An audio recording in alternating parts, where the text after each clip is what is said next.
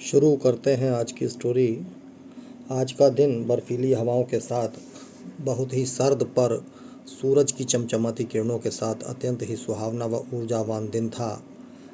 कक्ष निरीक्षक के तौर पर आभा कक्षा 10 में तन्मयता के साथ अपनी ड्यूटी को अंजाम दे रही थी। कक्षा 10 पर चित्रकला का पेपर था। बच्चों के चेहरे भी चित्रकला का पेपर होने के कारण अधिक खिले हुए थे। आभा भी पूरी कक्षा का ध्यान से निरीक्षण कर रही थी। तभी उसका ध्यान प्रथम पंक्ति में बैठे एक छात्र पर गया जो 10:30 बजे ही कॉपी बंद करके बैठ चुका था और एकदम शांत जैसे शून्य में विलीन था। अकस्मात ही आभा ने उससे पूछ लिया कि बेटा, आपका कार्य इतनी जल्दी पूर्ण हो गया? उसने कहा, मैम, मुझे आलेखन बनाना नहीं आता, मैंने आज तक नहीं बनाया। बच्चे ने कहा, मैंने आज तक आलेखन नहीं बनाया। तब आभा ने समझाया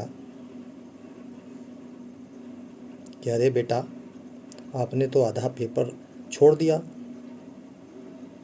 बेटा, आपको जैसा भी आता है आप बनाने का प्रयास करो और अपने मनपसंद रंगों से सजा दो, लेकिन पेपर को छोड़ना नहीं चाहिए।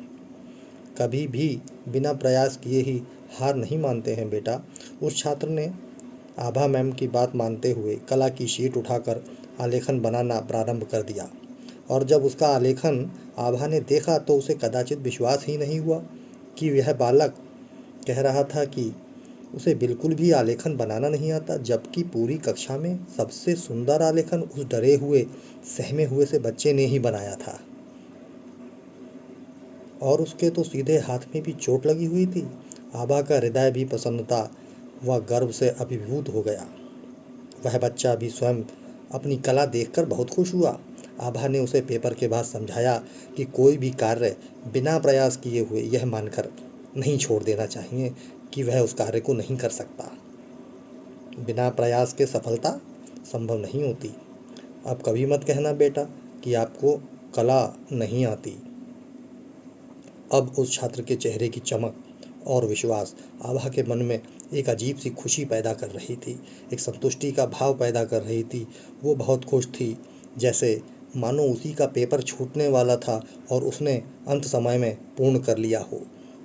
आभा का मन उस बच्चे के समान ही बहुत खुश व प्रफुल्लित था। उसके जरा से प्रोत्साहन ने उस बालक को स्वयं को पहचानने में न केवल मदद की थी, अपितु उस एक सीख ने भी बिना प्रयास किए हार नहीं मानना चाहिए उसे चरितार्थ कर दिया था और वह छात्र जीवन पर्यंत उस सीख को अब अपने साथ रखेगा।